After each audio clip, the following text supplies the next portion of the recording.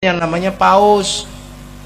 Terus kerajaan Tuhan namanya kardinal di mana-mana. Sekarang di Indonesia ada pemimpin yang namanya Romo, tempat ibadahnya namanya gereja. Itu adalah Bani Israel sisi sana. Tapi Nabi Ibrahim juga punya putra namanya Nabi Ismail, melahirkan generasi besar namanya Rasulullah Shallallahu Alaihi Wasallam. Lah kita sekarang ketemu. Nah kalau ketemu bagaimana? Kamu kelahi lagi? Tidak, Allah sudah menyelesaikan problem antara Bani Israel sama kita. Diselesaikan oleh kapan? Rasulullah ketika Isra Mi'raj. Satu, kiblatnya kembali kepada Masjidil Aqsa, kita kepada Masjidil Haram. Minal Masjidil Haram ilal Masjidil Aqsa. Maka jangan ribut, sana kiblatnya sana, kita di sini. Makanya kalau sekarang di Filistin ribut Yahudi, Nasrani dan Islam, itu pantas karena rebutan tinggalan nenek moyang. Siapapun yang berebutan sawah pasti saudara.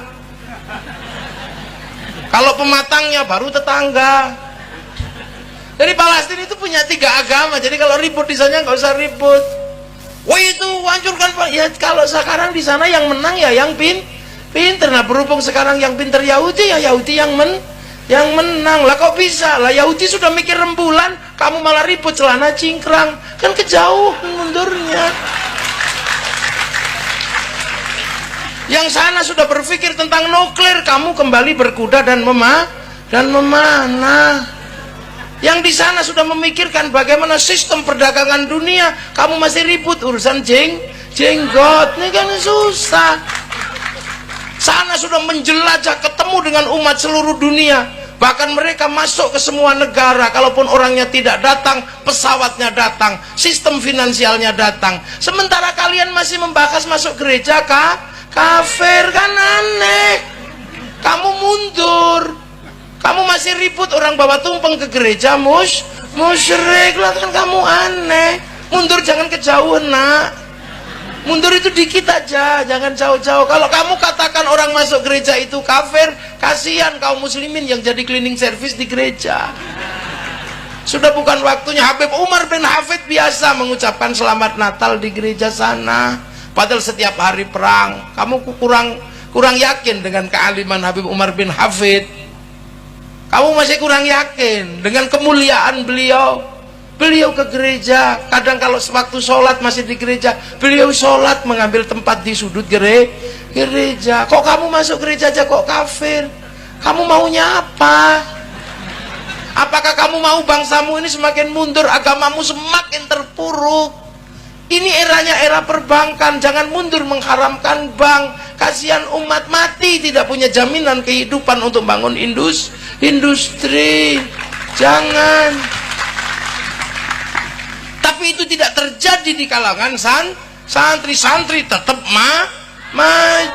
Sesuatu yang sudah dilewatkan oleh para masa lalu menjadi pengingat, dan kita akan terus bergerak ke masa depan. Yang lain mundur bakas jenggot, kita sudah tidak ribut masalah jenggot.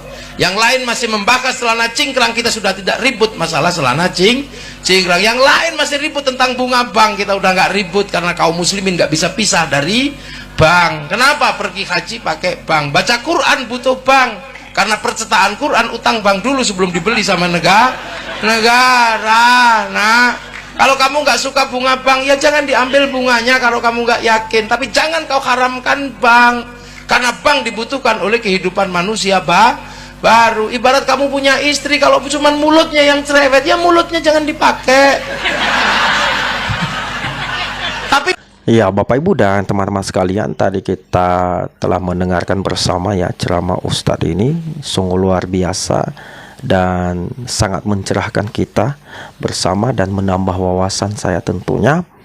Yang mana tadi Bapak Ibu dia menyampaikan beberapa hal terkait dengan hal-hal yang terjadi di dalam kehidupan orang beragama ya pada saat ini, yang mana dia melihat bahwa kita ya umat beragama di Indonesia ini ya kita terlalu sibuk dalam mengurusi kepentingan orang lain, yang mana kita masih sibuk mempersoalkan celana jingkrak, masih mempersoalkan orang-orang yang masuk dalam gereja, masih sibuk dalam urusan haram mengharamkan, kafir mengkafirkan, sementara negara-negara yang lain itu mereka sudah sangat jauh melangkah ke depannya dan meninggalkan kita, ya, baik itu dalam bidang pendidikan, pertanian, teknologi, ya, kesehatan dan berbagai macam, ya, mereka itu sungguh luar biasa sekali. Sementara kita di Indonesia ini masih sibuk mengharam-haramkan sesuatu, masih sibuk mengkafir-kafirkan orang, masih sibuk mengharam-haramkan Natal dan berbagai macam hal-hal yang tidak menguntungkan bagi kita atau tidak membawa manfaat bagi kita. Oleh karena itu dia mengingatkan seluruh umat beragama agar kita, ya, berlomba-lomba terus, ya, dalam berbuat kebaikan agar kita bisa bermanfaat bagi orang lain, karena sebaik-baiknya manusia itu adalah yang bermanfaat bagi orang lain. Bapak Ibu yang dikasihi Tuhan, kiranya Pak Ustadz ini selalu diberikan kesehatan, diberkati oleh Tuhan, dan saya mau katakan bahwa beliau ini sangat hebat. Apapun yang dia katakan ini saya sangat setuju, ya. Saya sangat apresiasi karena ini luar biasa, ya. Artinya dalam hal ini jangan sampai kita tertinggal, ya.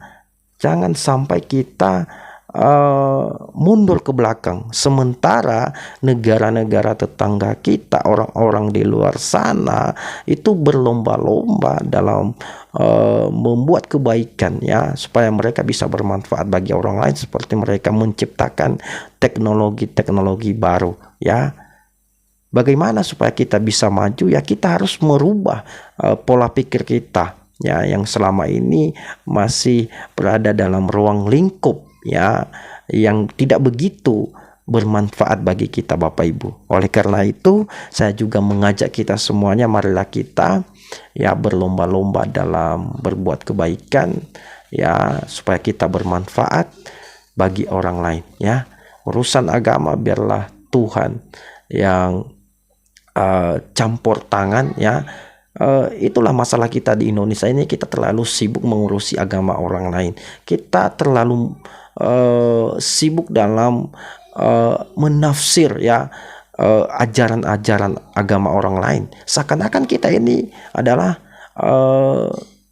seperti seorang yang sangat pandai, seperti seorang utusan Tuhan, ya. Kita tidak tahu bahwa kita manusia ini adalah manusia yang terbatas. Seakan-akan kita lebih pandai dari orang lain, ya. Seakan-akan kita adalah yang paling suci dan yang paling benar. Bapak Ibu yang dikasihi Tuhan, kiranya video ini bisa memberkati kita semuanya, dan Tuhan Yesus memberkati kita. Haleluya. Amin.